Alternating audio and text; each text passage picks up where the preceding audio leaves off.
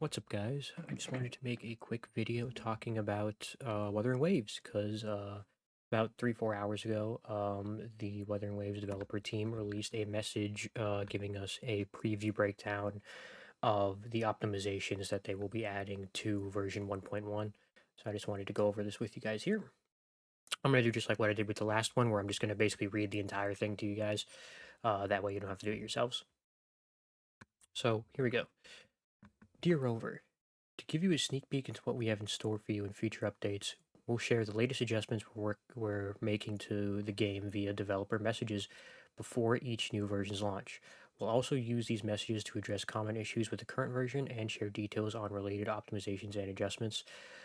So basically, it's basically just like how I do the Voice of the Galaxy for Honkai Star Rail. They're basically saying they're going to do the same thing for Wuthering Waves, but I believe Honkai Star Rail's Voice of the Galaxy, they don't address issues in those. They just talk about the quality of life changes that they're making. As far as I know, I can't remember them ever talking about an issue when going over that stuff, but I guess they're going to be doing that here for the Wuthering Waves. Okay, Wuthering Waves version 1.1 Thaw of Aeons is right around the corner. Is it Aeons or Eons? I think it's Eons. Here's what to expect in the new version. Okay, so ecosystem. We already heard about this, that they were going to modify the ecosystem because, good lord, boys, I am in Echo XP drought. I can't level up anything. I have so many level 70 characters, and I just can't upgrade the recos. That's like the last step that I have left. All right, new tuner synthesis feature. To address the issue of lower grade tuners piling up in your backpack during the late game, we will be introducing the tuner synthesis feature in the version 1.1 update. With this feature, you will be able to synthesize a certain number of medium/advanced tuners into higher grade tuners using the synthesizer. So, if you guys don't know, there are different color, just like how there are color tiers for rarities, there are color tier rarities for the materials for echo tuners. And basically, once you jump up to the 5-star echoes, the 4-star and 3-star, and so on and so forth, echo materials, you can't synthesize them to a higher tier. They're just sitting in your inventory. So I have like 2,000 purple tuners that you just can't use because those are exclusively for 4-star echoes. So they're finally adding a synthesis to the game to where we can actually finally upgrade those. The only issue with that is I feel like it was, if you've been playing the game consistently, like I have, I feel like it's a bit late for this update to come in. I mean, it's going to be helpful later on down the line. Don't get me wrong; it's still going to be useful. But like, I'm no longer in a tuner drought. I'm in an Echo XP drought. Tuners, I'm completely fine on now. If you do the illusional realm that they have, if you do the Tower of Adversity and you go around collecting stuff, and you're doing the events they have out, you shouldn't be in a drought for tuners unless you're getting really bad rolls on some of your echoes, which you could be. Um, but it's also really hard to farm specific echoes that you need. So I don't know why you would be wasting your tuners leveling up echoes that don't have the main stat that you need. Um, but yeah, this is still going to be useful. You can see right here, this guy is poor as shit, man. He's only got 20,000 coins left, and I'm poor too. I'm out of money. I got to farm that today. But all right, let's get back into it. Increase Union XP reward for unlocking new echo entries to the leveling experience and unlock the late game content earlier for all players. We have introduced Union XP rewards for unlocking new entries of Echoes as of version 1.1. Additionally, we will retrospectively reward Union XP for the number of Echo entries you have unlocked during version 1.0 after the update. The compensation will be distributed via in-game mail. Make sure to check your mail and claim the rewards in time. So basically, what they're saying is actually really nice. So in this game, there is an ecosystem, and a majority of it is focused on the data bank. I've talked about the data bank and how it works before. Basically, every unique tier of echo you collect in the data bank will give you data bank XP, and the higher your data bank XP, the higher chance you have of getting 5-star rarity drops when farming echoes. But you would only, I actually didn't know, I didn't notice this, but apparently you don't get Union XP for that. You was just getting Echo Databank XP, but now all those Echoes you've collected, like I've collected all of them. I think there's like 208 or something like that, or 108. I can't remember. I'm gonna get a ton of Union XP now because apparently you weren't getting Union XP on top of the Databank XP, so that's gonna be nice. It's gonna be hopefully at least 1 or 2 Union levels. Cause I just hit 45 yesterday, so I got my my 5-star weapon for my Kilcharo. All right, 3. A higher cost range for Echo rewarded for activity points. We've heard your feedback about the high variability in the cost range of Echo rewarded by gaining required activity points in the guidebook. To improve your experience, we have removed cost 1 echoes from the activity points reward pool. Now only cost 3 and cost 4 echoes will be rewarded for activity points after the version 1.1 update. Once you accumulate 100 activity points by completing the guidebook task, sorry, I keep burping, you will receive a random echo of cost 3 or cost 4 quality. So basically, if you haven't noticed or been paying attention, every time you do your dailies and then you collect your daily activity points, once you hit 100, you get a bunch of little rewards like little currency for pulls, experience, stuff like that, just like you do in any of these gotcha games when you complete all your daily tasks and you cash them in. Um, you would get 1-star echoes from doing this sometimes, and 1-star echoes are not really worth farming at all. You should get enough just by playing the game, and they were just dumping them to you. So basically, they're just wiping out the 1-star echo from the reward pool. Now it's just going to be 3 and 4 stars. It's going to be nice because now you have a higher chance of getting the rolls you want on those 3 and 4 costs, which are the harder ones to farm. All right, forward data bank level cap raised. All right. After the version 1 update, the level cap for the data bank will be raised to 21. After reaching 21, all echoes drop will be guaranteed to be a 5-star rarity. Wait, so I don't have to get any more 4 stars? I didn't know they're going to do this soon. I assume it's going to be. Oh, why did the music just start out of nowhere? Um, okay, that scared me. It was really loud, but I have it muted for you guys. Um, that's going to be really nice. I didn't think they would add this that soon. I assume when they add the new region that they're adding, which we're going to talk about here because they're going over here in this next section. The new region they're adding, I assume they're going to add some more unique echoes. So I guess those are what we're going to be farming to get to level 21 from 20 because I already have everything and I'm level 21 and now my nose is running. But yeah, guaranteed 5-star rarity echo, so I don't have to worry about taking a chance with a 20% chance of rolling a goddamn 4-star, which is, I swear to God, not 20%, but oh well. That's gonna be nice. It's gonna be very nice, actually. Now I just have to worry about never getting the drop I want or the roll I want. All right, 5. New fun in Mount Firmament Echo Transformation. Get ready for some fun. In selected areas of Mount Firmament, you can now transform into Echo Clang Bang to explore the area. I assume that's what this ice ball thing is. I assume this is also a new Echo we can farm. Stay tuned for more creative Echo puzzles and challenges in future updates. So I assume this is basically just going to be a. Oh, hold on, give me a second. The phone's ringing. Okay, so I assume what this is pretty much just going to be. It's going to be just overworld puzzle challenges as Echoes. Like, um, if you guys have done the I forgot what they're called, the little like pufferfish looking events. I think it's basically just going to be like one of that one, just another one overworld thing where you transform into an Echo and then you just do a quick puzzle. That's what I'm assuming it's just going to be. All right. 6.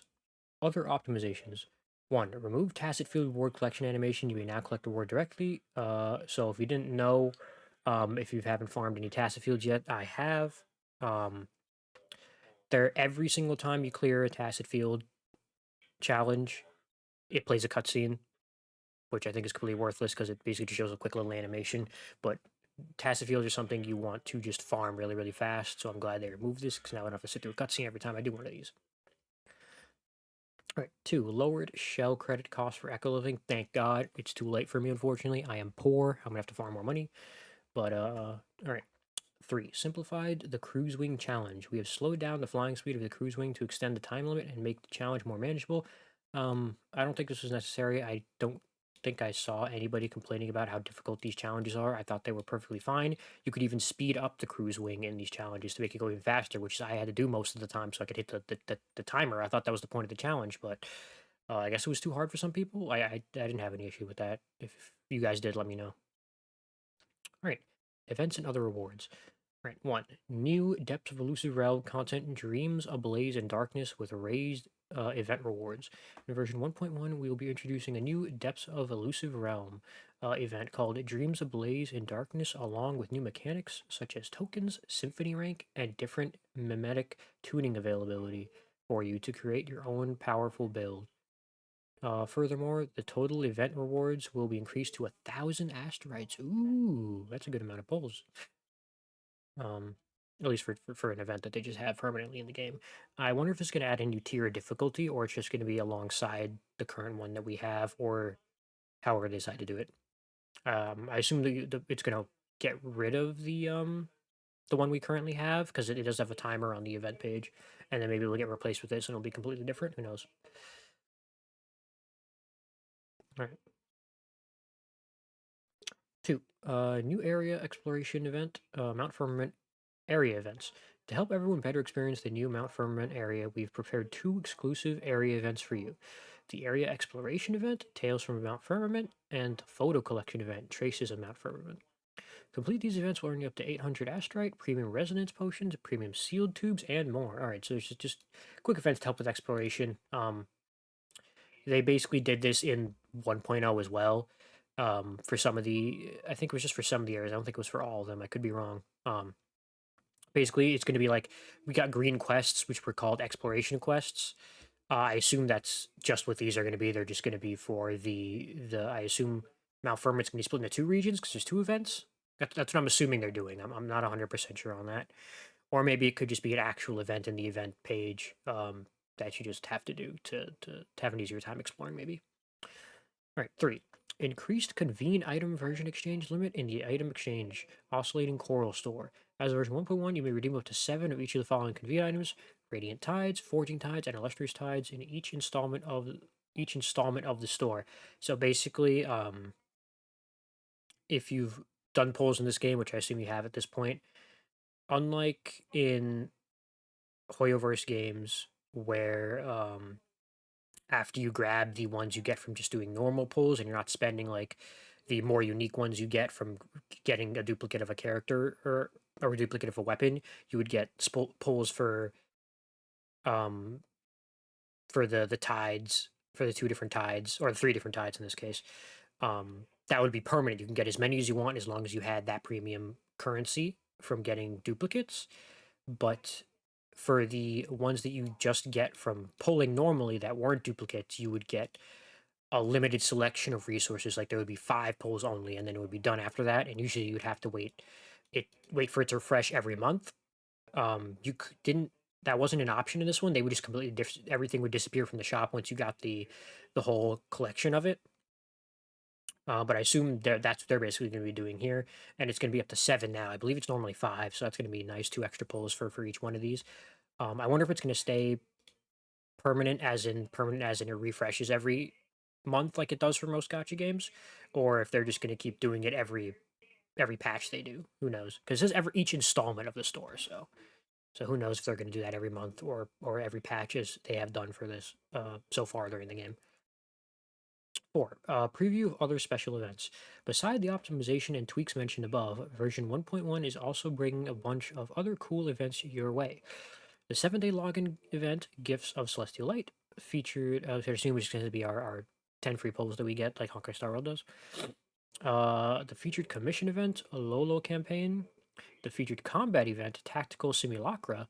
The leveling material double drop rate event. Ooh, I can't wait for that. After Sound Abundance, the Echo double drop rate event, Chord Cleansing, and so on. So a bunch of double drop rate events so we can farm. So stay tuned to our official announcements for more event details. Nice, just a bunch of events to have fun with, free stuff, and then double grinding materials so we can grind much faster.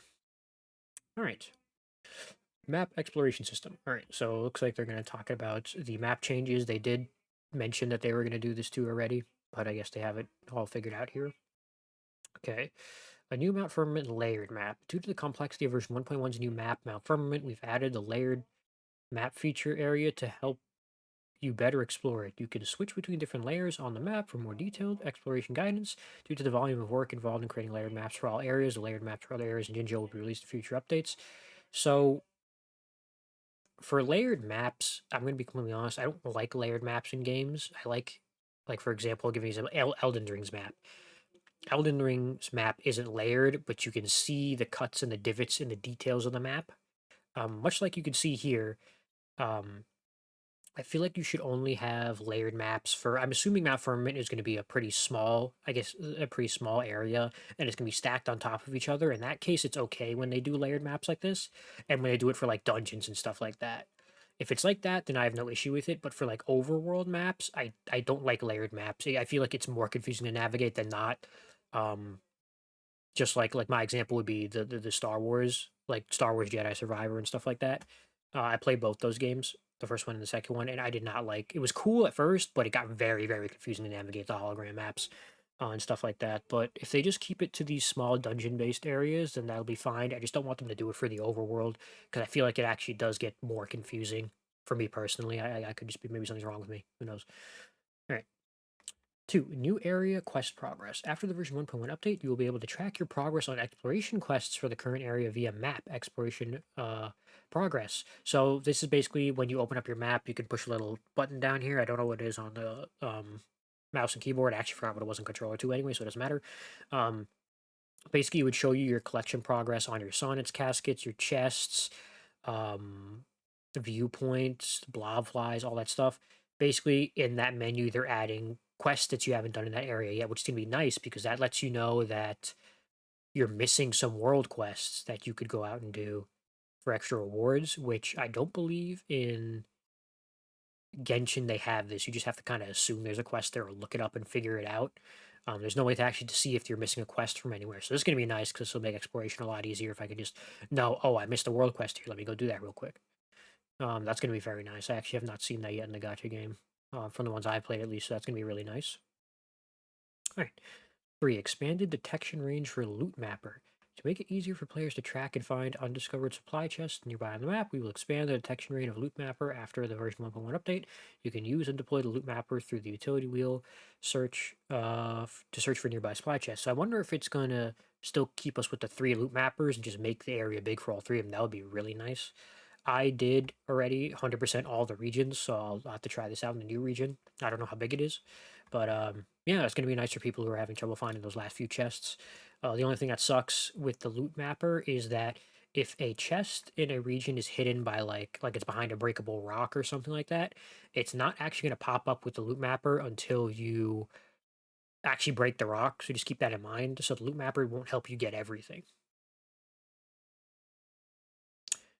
Okay, quest and gallery systems. New Resonator Gallery feature. After the version 1.1 update, you can check all the Resonators you have unlocked and their unlocked time. Oh, and their unlocked time in Gallery. Crossing Stars is basically just a little. Um, Actually, I'll probably go over all this and I'll talk about it. New story dialogue gallery feature in version 1.1 update. You can check the dialogue of all the main quests and companion quests in the gallery feature. So all these are already included in most gacha games, or at least Hoyo gacha games. It's basically just a data bank gallery type of thing on your menu where you can just go back and read anything you missed. Same thing, you can check all the resonators you have. I wonder if it'll show ones that you don't have as well, like it does for most games where you just can't view their stuff, but you can still see them there to know that you're missing them. If it decides to separate them by region and elemental stuff, which I assume it will. I like that they're adding this new story dialogue um, gallery feature, but I wish they added a backlog to the game. Most JRPGs have backlogs, and I really like them because sometimes I really do blank out and I miss stuff. So it'd be nice if mid conversation I can just check to see what I missed instead of having to do this just to figure out what I missed. Because I assume this won't get added until after the conversation's over, or even until after the quest's over. So who knows? But it's still nice for people who I don't know who want to go through lore stuff, lore people. All right. 3. Level requirements lowered for some main quests. To unlock the late game content early for all players, we will lower the level requirement for some main quests after the version 1.1 update. The requirement to unlock main quest chapter 1, Act 4, Clashing Blades, will be lowered from new level 14 to new level 11. Main quest chapter Act 5 and 6 will become available once the preceding chapters are complete. So just easier for new players to get to the story in one sitting instead of having to start, stop, start, stop. It'll make the story more consistent and easier for them to follow, and just good for new players all around. 4. More number and types of guidebook activity point quests. We've heard your feedback about the limiting way to earn guidebook activity points, so with the version 1.1 update, we will increase the variety and number of daily activity point tasks. We hope these changes make the quest more enjoyable for you. So I guess people were complaining about the repetitive nature of daily quests. Um, I didn't have an issue with it. I mean, they're daily quests. It takes 2 seconds to do anyways. I don't really need variety when it comes to the daily quest. I'd much rather be put into the events and the story and different events that they like different things they add, like the illusionary realm stuff like that, like permanent game modes.